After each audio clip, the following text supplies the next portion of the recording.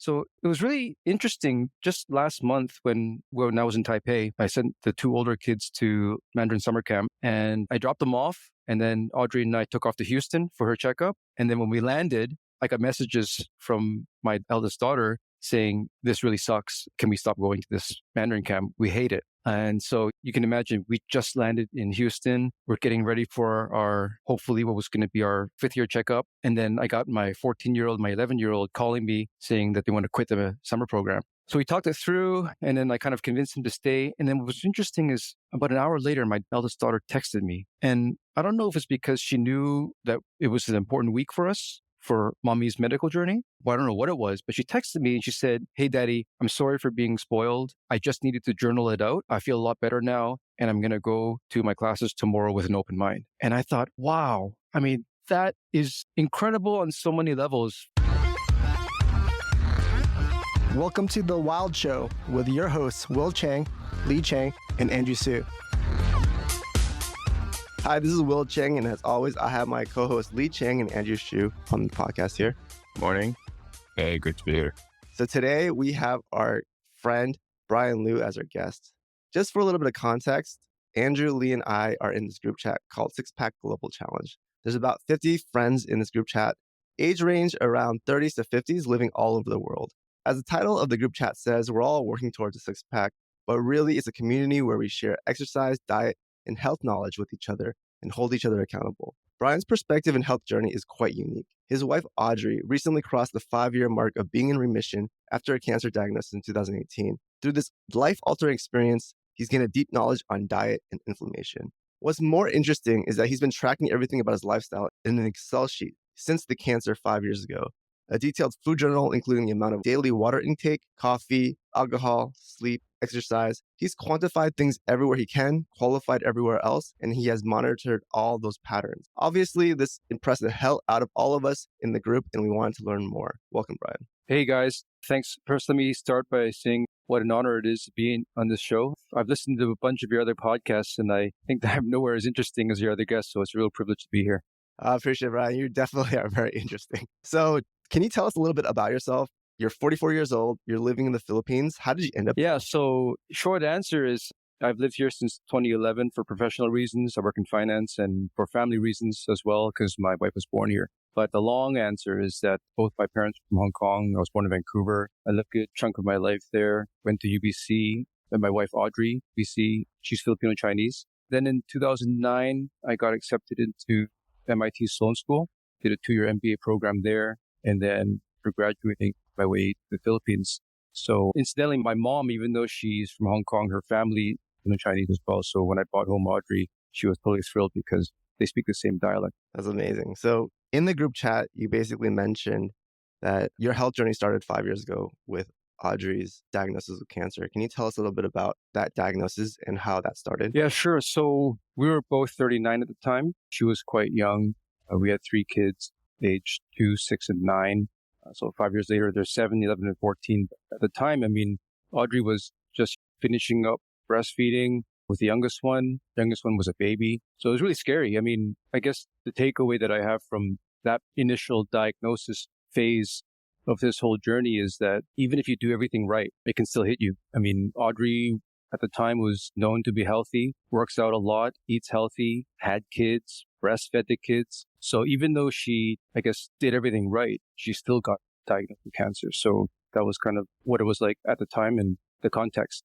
So when you talk about breast cancer, what she had, there's actually all these different types of permutations. The one that she had was probably known as one of the most aggressive and difficult to treat, which is called triple negative breast cancer. So TNBC. And the reason why it is the most difficult one to treat is because it's not hormone based. In this case, it wasn't genetic either. So basically they just throw everything they have at it and then hope it works. So that's the subtype of cancer that she had, triple negative breast cancer. Can you tell us about kind of like your psychology through that process of learning? And then when you say throwing everything that I have, can you just explain what that means? Because as someone that hasn't gone through that experience before, can you describe what that means? So why don't I describe what the whole experience was like? And I think of it as 3 phases. that kind of cancer journey. The first phase is first it's scary. When you're 39, you don't really think about cancer and unless you have personal experience with it, nor do you think about the fact that this could be it, right? I mean, people have lumps and nodules all over the body. That's very common. Guys have it, girls have it. When she noticed her lump, it wasn't the first time that there was like a nodule there. So another nodule, no big deal. Get it scanned and an ultrasound, checked out, and then away you go, right? Keep an eye on it kind of thing. We went in and there was some concern, but we didn't think it was going to be the worst case. And it turned out to be a disaster, particularly because we were in the Philippines at the time. The doctor we spoke to was a general surgeon and not a surgical oncologist. And I'll go into what that means. But he was like, well, I can biopsy for you, or I could take it out and then we can biopsy it outside of your body. And being totally ignorant, and again, in that particular context with our age and just going with doctor's advice, and it was summertime, July 2018, and we were getting ready to travel with the kids. We just said, no, just take it out, biopsy it outside of the body and let us know. And he calls back 2 days later and he's like, sorry, it's malignant. And so that was the first phase, just to kind of get our first introduction to cancer. It was totally scary. The next 48 hours was a total trance. That was the first phase. The second part of that journey, I guess I would use the word luck to describe it. And we got super lucky with our care. I've had friends who've had cancer scares. One very dear friend of mine, she had a scare. She went to this place called MD Anderson Cancer Center. It's attached to the University of Texas in Houston. So here's a plug to perhaps the greatest cancer research hospital in the world. And if you ever, God forbid, have a condition that requires you to go there or look for a hospital, I would say that one of the few places on earth that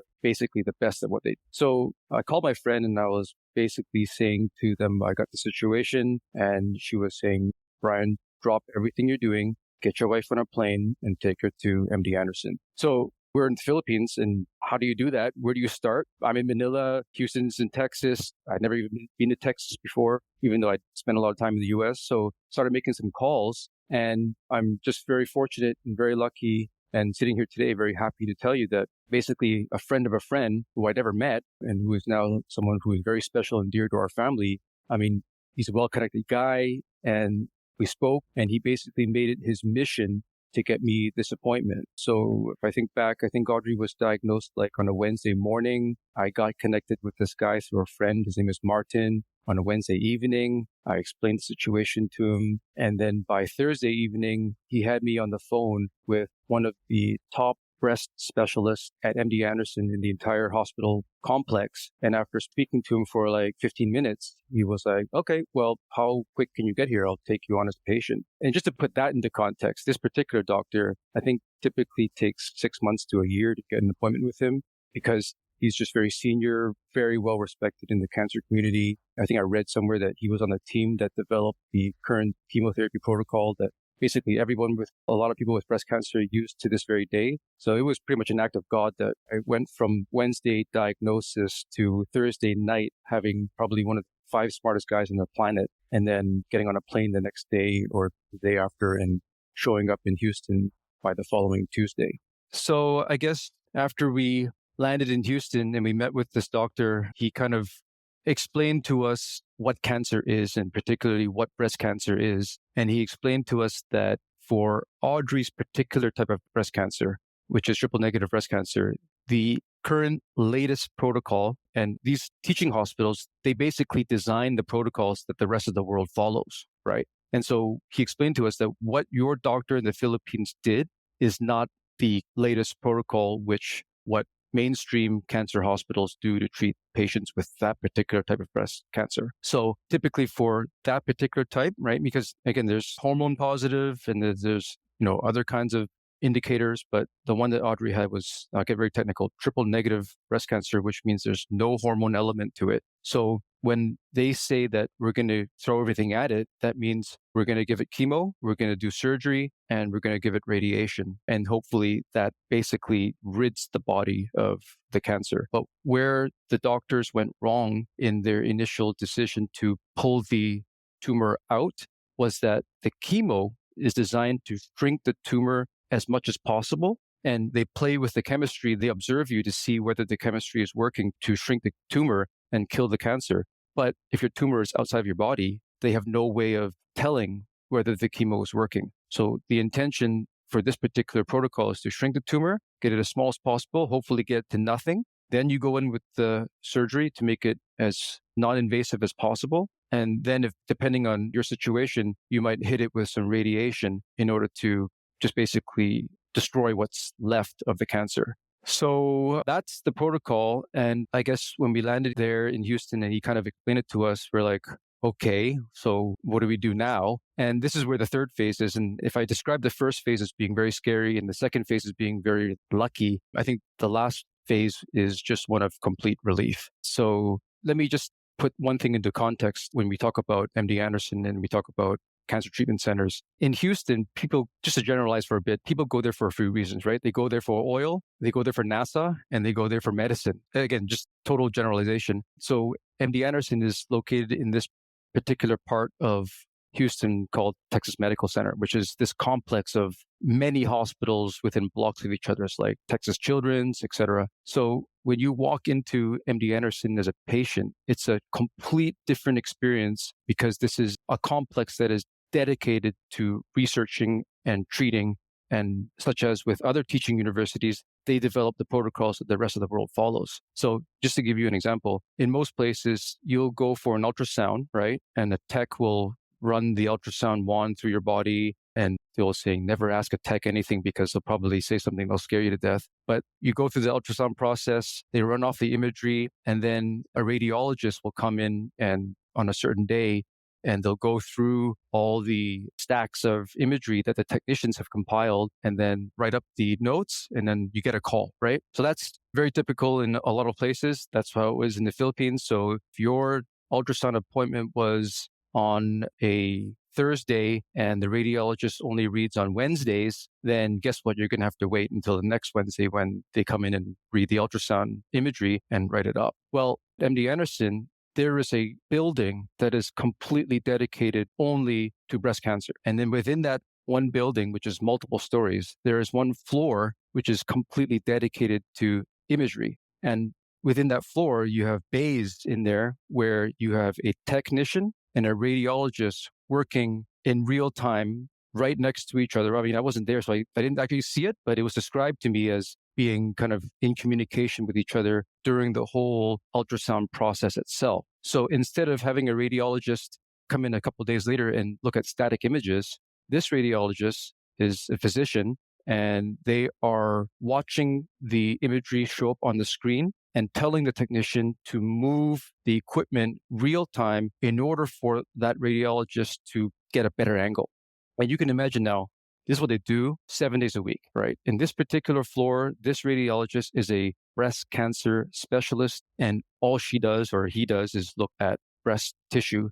So that's just to put the context of what this institution is like. It's no stone left unturned. And perhaps this kind of helps in the most important part of cancer treatment, which is the diagnosis part. So when you kind of appreciate what this is, you walk in and you realize that you're in the hands of like the Navy SEALs of cancer research and cancer treatment. You just have this incredible sense of relief that coming from the context that we came in, arriving in Houston and just being exposed to what proper treatment should be like, I would say it was just a total sense of kind of comfort and relief that we were in good hands.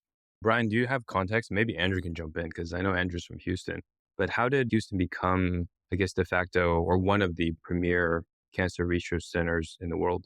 I actually don't have context on the origin, but I can corroborate Brian's list of why people go to Houston plus low taxes. But no, I don't actually know exactly the origin, but I do know MD Anderson is the most respected because actually a friend's father who had cancer actually also went to Houston as well because for MD Anderson. So yeah, it's definitely extremely well respected, not the respected institution on cancer.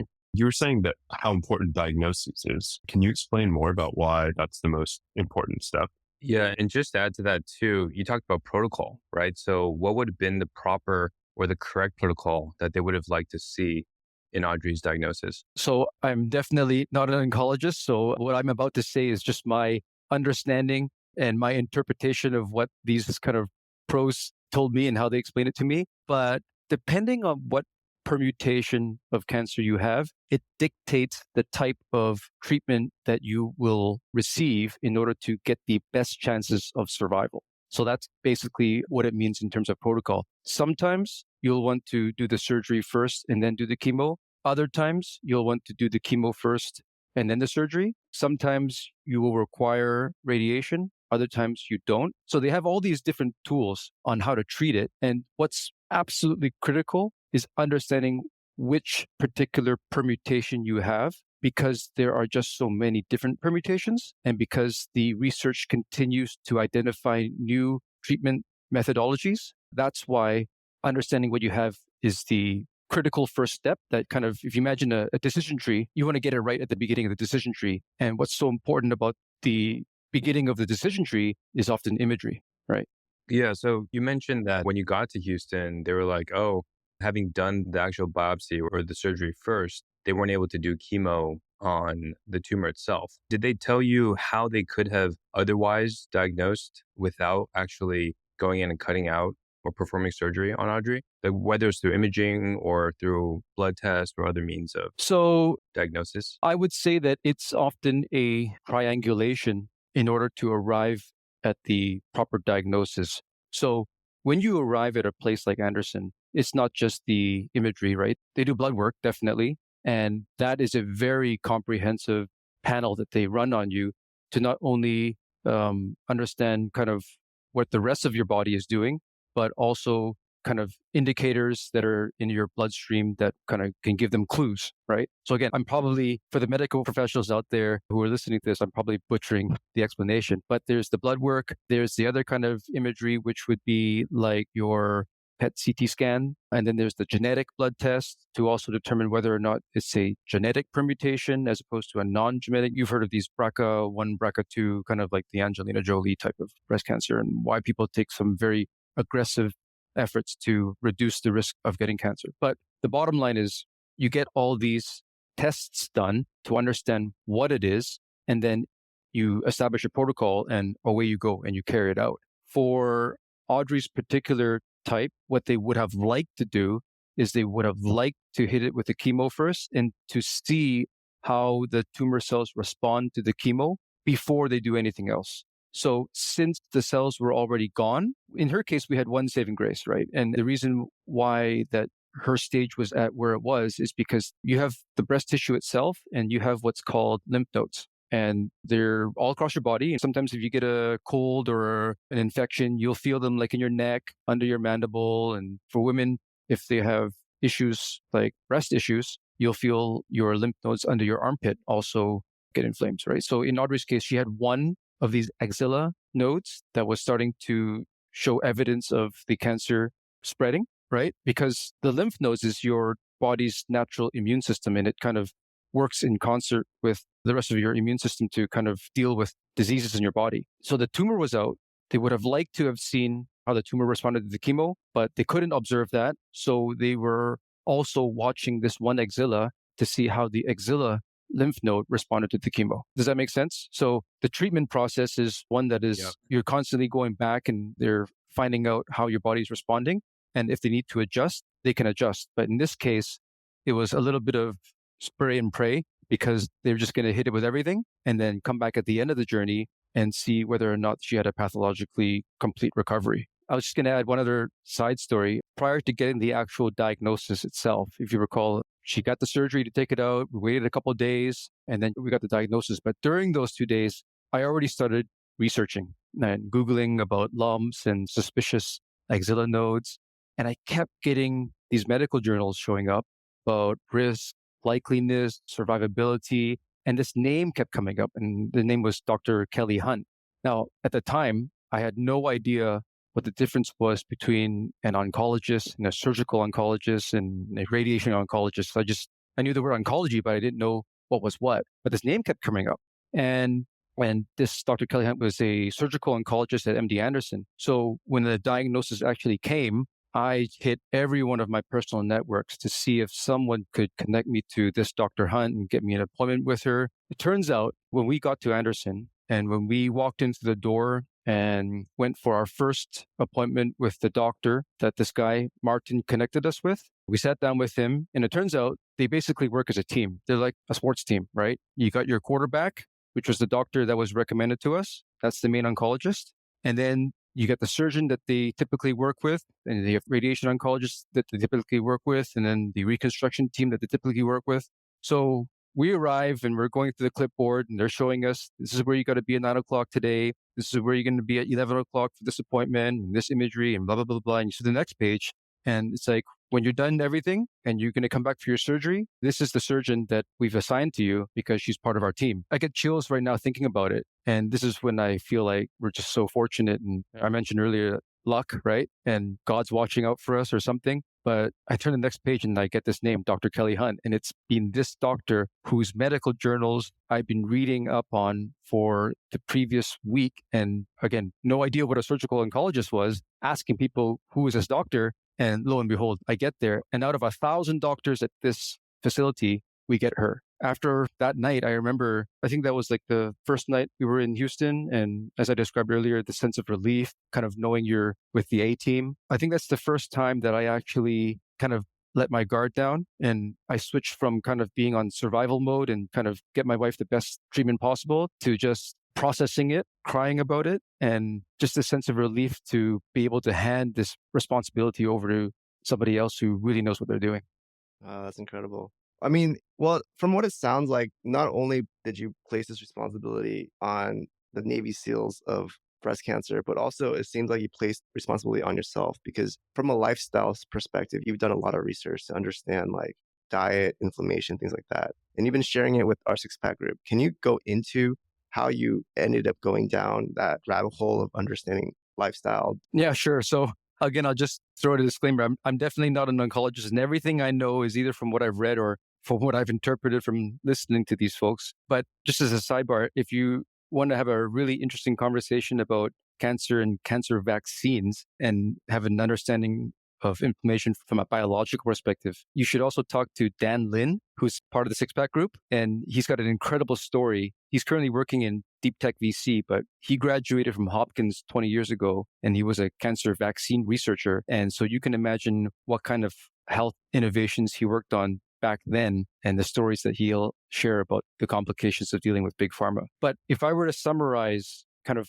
my approach to this in terms of a layperson and the way it was summarized for me, cancer is basically a condition where your cells mutate out of control. Now, that could be for genetic reasons, it could be for environmental reasons, but the bottom line is your cells have gone haywire and they've found a way to evade your body's natural defenses that would normally find them and destroy them. So that's the condition that causes cells to mutate and grow uncontrolled and spread, right? So one of the things that I learned a lot about is the role of inflammation, specifically chronic inflammation, because chronic inflammation fuels tumor growth by allowing cancer blood vessels to grow and encouraging these kind of stealth mutant cells to grow out of control and then colonize other parts of the body. So when I learned about all of this, the context of cells, why they mutate, and what encourages them to grow out of control, and what your body does in terms of inflammation and how that contributes to it, I started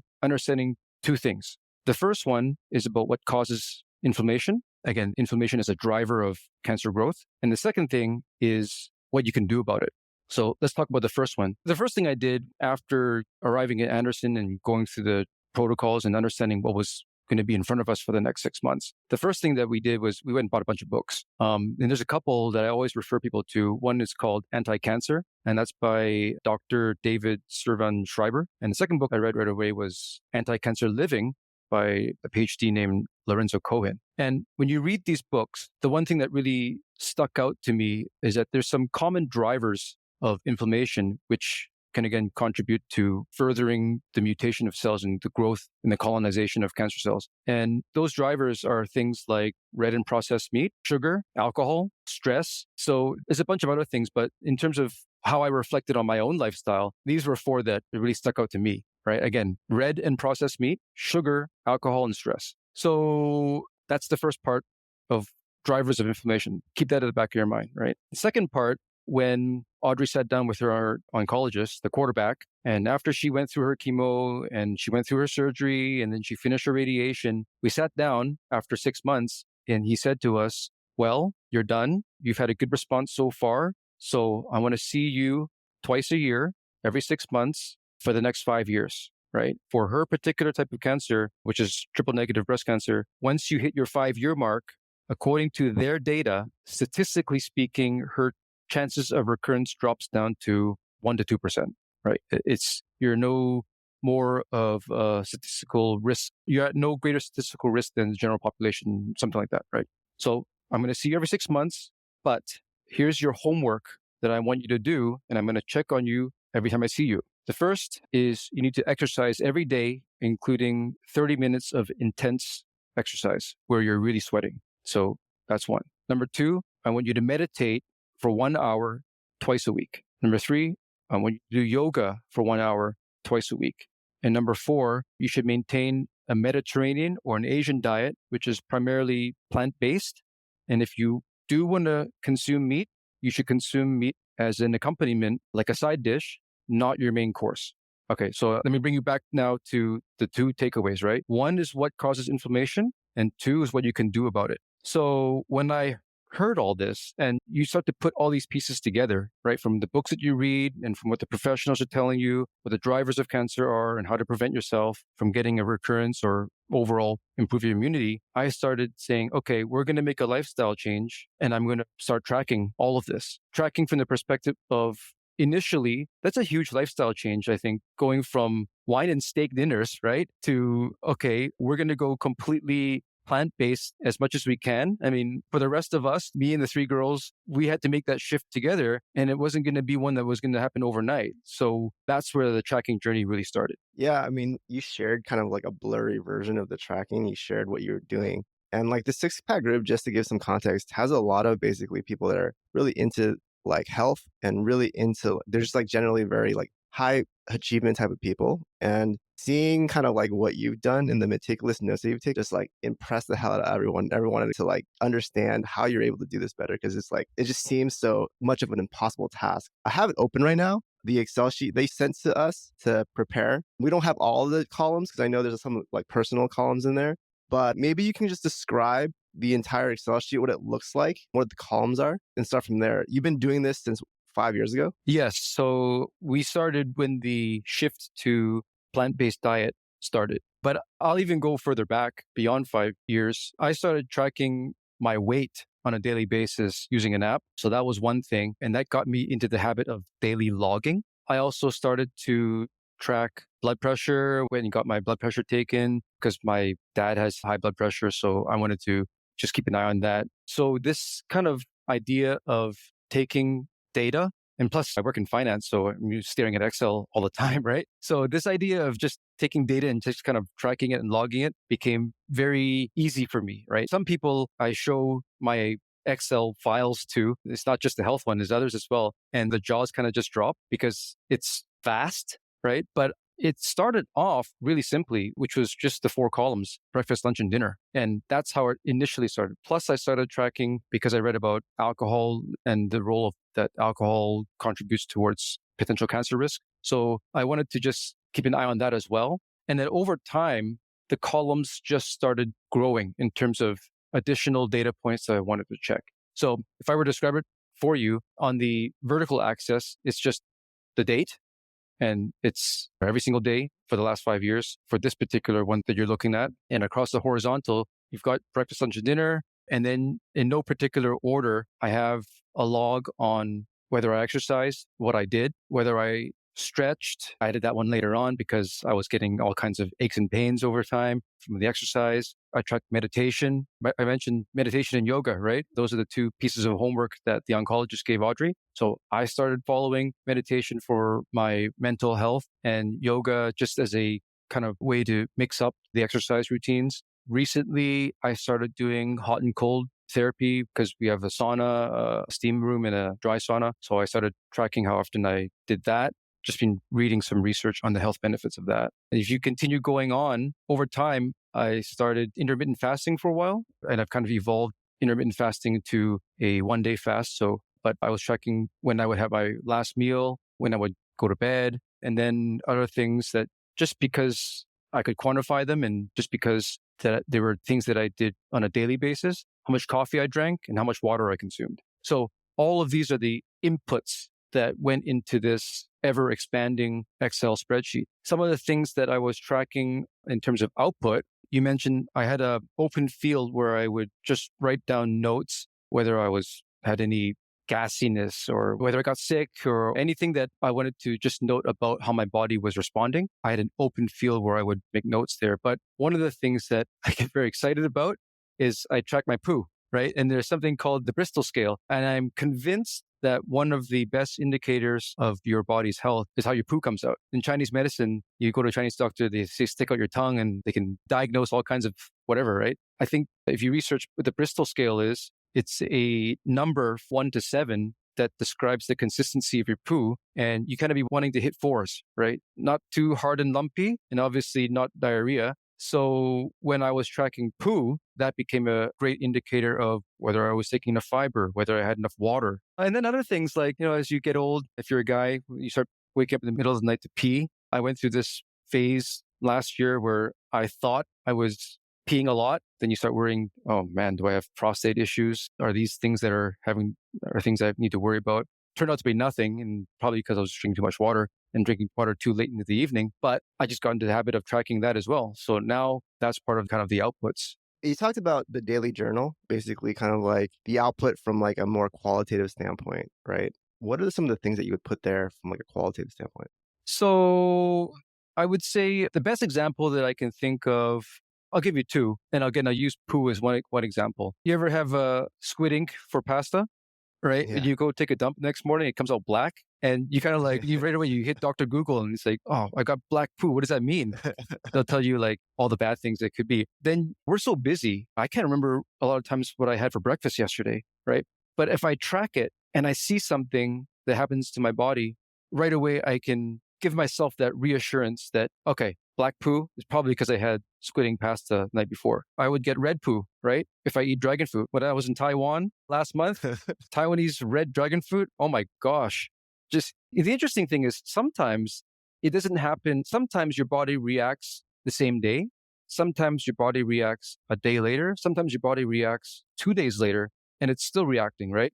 So having those kind of qualitative outputs descriptions really help to both understand how my particular body reacts to what I put into it, and also reassures me that I don't have something bad that's happening to my body. That's one example. The other thing that I kind of put as notes is I'll just put it under the category of discomfort or even as much as pain, right? Like abdominal pain, and particularly abdominal pain due to gas and bloating, right? So guys get that as well. And I can think of a very specific instance when I used the tracking system to pinpoint what it was that was giving me that condition precisely. And that was kombucha, right? Because I was tracking how much alcohol I was drinking and trying to kind of reduce the alcohol intake and finding a substitute in the meantime to kind of shift something more natural, tea-based, whatever. But if you understand what kombucha is, it's also fermented. And if you drink enough of it, you're going to get gas in your body. So for a while, I was noticing that I would indicate my journal that I had pain, and the pain would last like 1 or 2 days. And it wasn't until I kind of traced it back. So I started tracking how much kombucha I drank, and I made that correlation, right? I guess I'm kind of extreme and I do things that kind of overdo it sometimes. So I was drinking a lot of kombucha. And as soon as I stopped drinking the kombucha, I never had that kind of gassy abdominal pain. So those are the kind of things that it became very helpful for me to correlate what was going in my body and how my body was reacting. It's interesting because it's kind of like a chicken or egg type of thing where basically you started tracking things and then your lifestyle became different, right? And so I was curious, like through tracking and through change of lifestyle over the last 5 years, have you noticed the difference between who you are today versus who you were before the diagnosis? Yeah, I would say a couple things there. Who I was before the diagnosis, Audrey's diagnosis, was perhaps I would use the word ignorant. And I go back to the beginning when I said we were 39, we went for a consult, we didn't think it was anything bad, and you just were ignorant as to a lot of things that cause inflammation, right? And now I'm armed with knowledge And this system that I've developed for myself is both a monitoring thing, but it's also become a little bit of a goal setting at the same time, right? And if I have a personal goal to want to eat more plants than red meat, and I see through the tracking that this month, you'll see in the Excel, there's a lot of conditional formatting, there's a lot of color coding, right? And if I see that it's going a lot red, then I'll make it a very disciplined and deliberate effort to try to lay off the red meat and try to go easy or shift my diets over to plants, right? Or something else like seafood, for example. So that's when I would say ignorance and discipline. I mentioned earlier that I tried intermittent fasting. It's hard to participate in the Global Six Pack Challenge and intermittent fast because I want to load up some proteins. But what I've done in terms of kind of evolving that approach is I've now switched to a 24-hour fast. I'm actually doing today. It's my first day of doing a 24-hour fast instead of doing intermittent fasting because I've come to realize that intermittent fasting just doesn't fit my particular lifestyle right now, but I want the benefits of fasting. So I'm just trying something else. So I would say that it's a constant evolution and it's constantly learning about myself and learning about how my body reacts and optimizing my lifestyle to suit my body, but at the same time, setting targets with the information that I have now about overall health and well-being. So you talked about discipline and becoming more disciplined.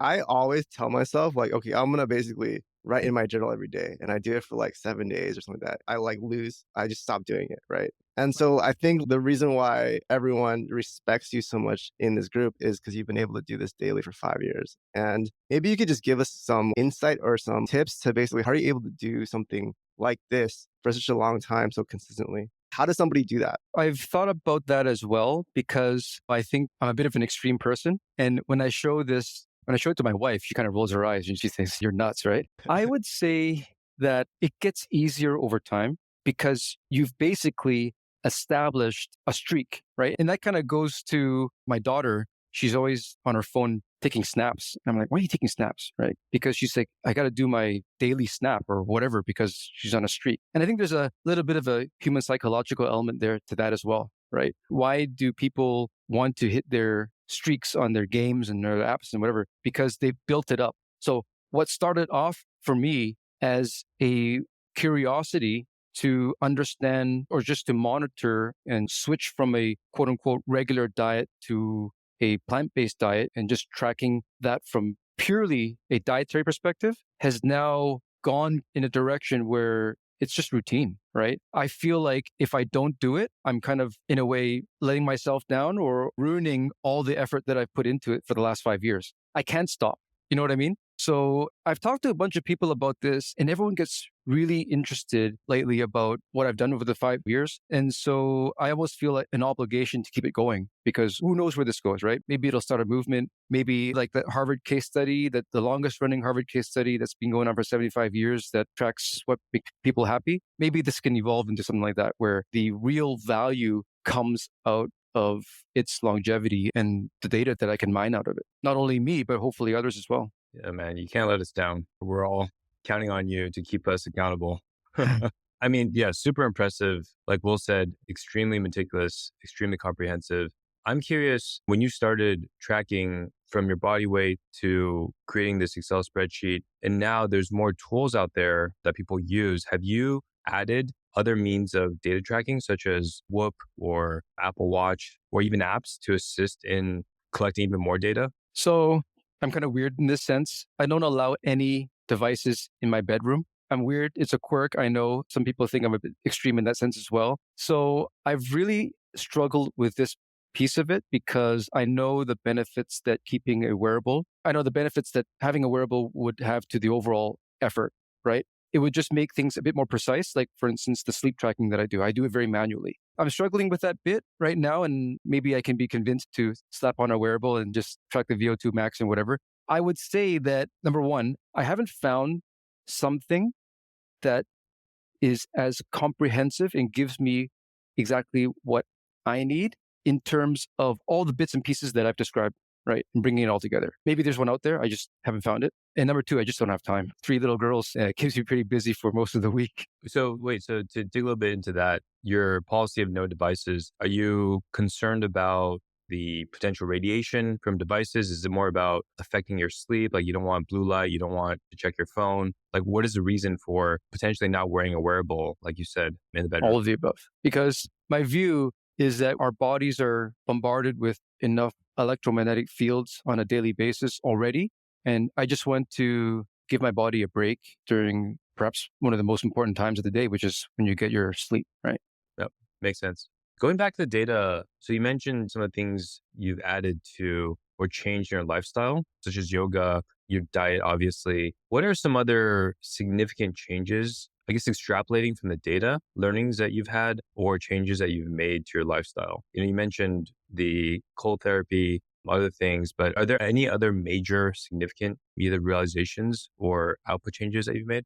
So one of the things that perhaps we can talk about is one of the things that I track and as an output of this exercise is also mental health. And what I've been doing a lot for the last 5 years is also journaling. If you recall from the conversation with the oncologist, and it's one of the columns on the spreadsheet, which is meditation. Whenever I try to meditate, I usually fall asleep. So one of the things that I do is I keep a lot of journals. I have a journal that's just a general journal. I have a sleep journal, kind of tracks my dreams. I have very vivid dreams and I make an effort to write them down first thing in the morning if I've had a very vivid one, and a bunch of other journals as well. What I've found, and if you look at the Excel that I sent across, you'll see that that column has a lot of empty markers there because I haven't journaled lately. And I found that very interesting because I've found that I'm at peace a lot these days. And earlier in this journey, you would see a lot of indicators where I did journal. And that was daily journaling, right? Whether it was about general things, journaling about my day at work,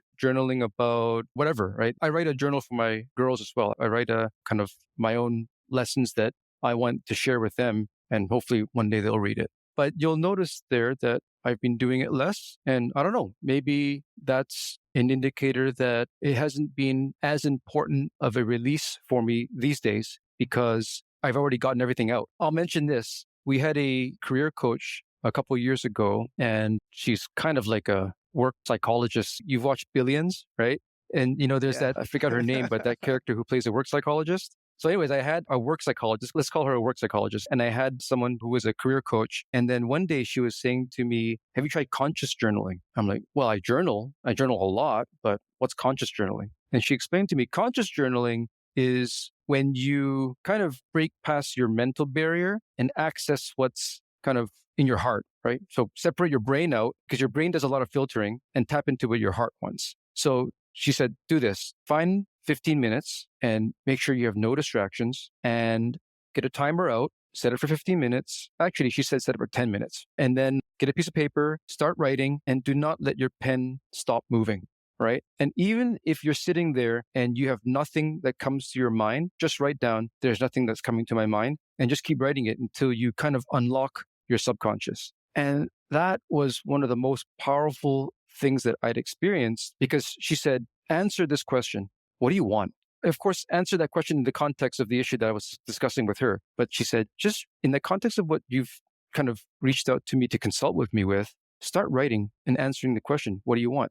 And I ended up writing for 15 minutes beyond what she told me. And I thought that was an incredible exercise because it basically answers a lot of questions you have about your personal life, your relationships, your work life, a lot of things. And it allows you, once you've put it on paper and it's on a journal and it's sitting on your desk, every time you kind of come to a dilemma, whatever that dilemma is, instead of sitting there for 30 minutes and trying to analyze and trying to work out all the different scenarios of what you should do and what could happen, I just look at that journal and say, you know what? I know what's important to me. And so that just makes the decision so much more faster. So going back to your question, I think that through time, you'll see through my tracking that I've started to journal less because my mental well-being has kind of improved.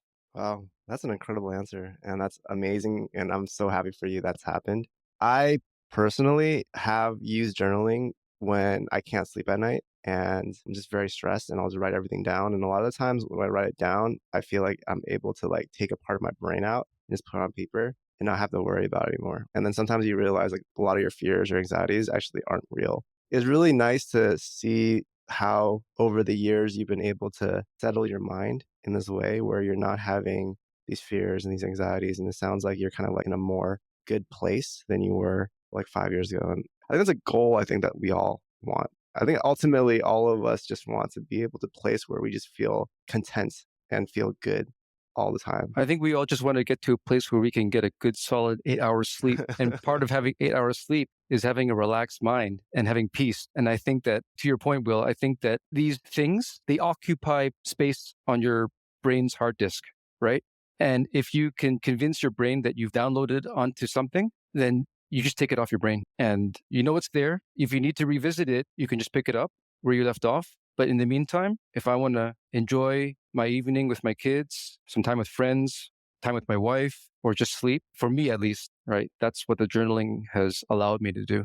Yeah, that's amazing. One, thank you for sharing context. I have an evolving journal as well. And I think what's been really great about this conversation is it's actually helped me realize that the journal is like an embodiment of yourself. So it's a representation of like what you're working on, which is a helpful way for me to think about it because it's always going to shift. So I think that was very helpful. And then also that empty can be a good thing or a sign. So realizing if you have nothing to say, it actually means you might have solved it. So these have been very helpful insights. And my tactical question is, it shifts, right? So as it's evolving, how do you handle that? Because it bothers me that all of a sudden my information like isn't uniform, right? So like your format changes or you miss a few days. Like, do you have any tactics on how you like have smoothed out those transition phases? Because I find them very frustrating versus I'm seeing from talking to you that potentially a good thing and like letting it go. But historically for me, that's been very negative. So like, oh, I miss these days or like, oh, I have nothing to say here. And so I'm just curious if you have any tactics when your problems are shifting. No, it's a great question. I feel like sometimes, when you're a kid, like the Dear Diary, you're writing to somebody. I've found that there's been some times when it's been like a few days or it's been a week or whatever, you're writing to somebody, right? And who knows, when we've long left this place and somebody picks up these journals, if they haven't been burned already, it'll be an interesting journey for them to see how, not only how you've evolved or how you've grown from the day-to-day journaling to the weekly journaling or whatever, but it'll be interesting because, sometimes I'll start off with saying, well, it's been a while. What's happened since, right? And then sometimes I work backwards from the last time I journaled. I start from present and work backwards, or I work from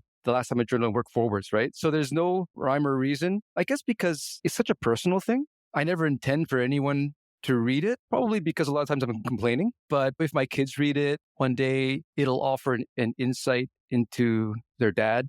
It'll perhaps provide some explanations and some closure to why I did certain things at certain times, why I said certain things at certain times. I do that, right? I write down when I've got a 14-year-old daughter, and you can imagine what raising a 14-year-old daughter is like in this day and age. And if I'm kind of being very disciplined, and I'll write down that experience. The great thing about it is I also learn about being a dad while writing in this journal.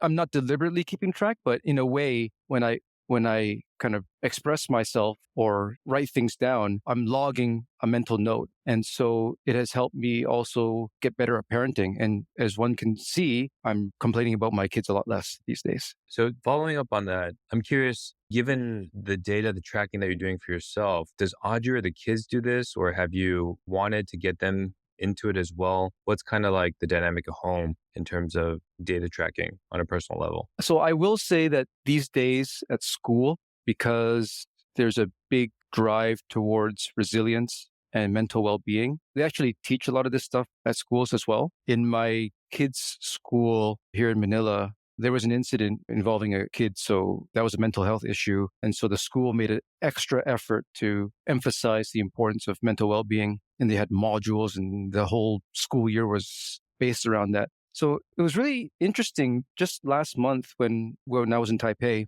I sent the two older kids to Mandarin school, Mandarin summer camp, and I dropped them off. And then Audrey and I took off to Houston for her checkup. And then when we landed, I got messages from my eldest daughter saying, this really sucks. Can we stop going to this Mandarin camp? We hate it. And so you can imagine we just landed in Houston. We're getting ready for hopefully what was going to be our 5th-year checkup. And then I got my 14-year-old, my 11-year-old calling me saying that they want to quit the summer program. So we talked it through, and then I kind of convinced them to stay. And then what was interesting is about an hour later, my eldest daughter texted me. And I don't know if it's because she knew that it was an important week for us for mommy's medical journey. Well, I don't know what it was, but she texted me and she said, "Hey, Daddy, I'm sorry for being spoiled. I just needed to journal it out. I feel a lot better now, and I'm going to go to my classes tomorrow with an open mind." And I thought, wow, I mean, that is incredible on so many levels, from an individual maturity perspective, from the tools that she's been equipped to deal with